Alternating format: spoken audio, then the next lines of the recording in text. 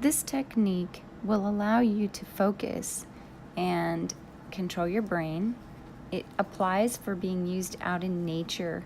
You can think of any rock or tree or any sort of organic shape that you would find in nature as this sponge.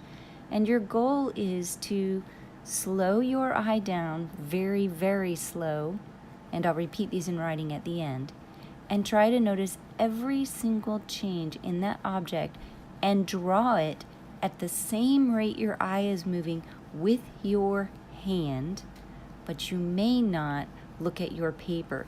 So as you can see here, I have done this for years and years, so I'm not using what's called a shield around my pencil to keep me from looking at the paper. I'm just not looking at where I'm drawing, and I'm only looking at that sponge. When you begin to do this, sometimes you get mistaken and you think your goal is to create a perfect drawing of that object. It's not. Your goal is really to quiet your mind, to quiet your breathing, and to allow any frustration to slip away and open your heart and mind to creativity. So slow those eyes down, try to draw every little contour you see, and it's called blind contour line drawing because you're not looking at what you're drawing. So your goal is to have a drawing that may not look like the thing, but does reflect every contour that you were able to slow down your eyes and notice.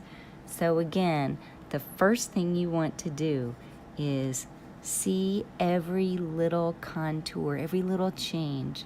The second thing is slow your eyes down. The third thing is using any pen or pencil. Begin to breathe gently and try to record every little shape on a paper that you're not looking at.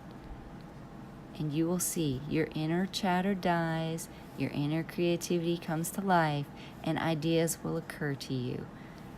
Best wishes for focusing through this simple art technique.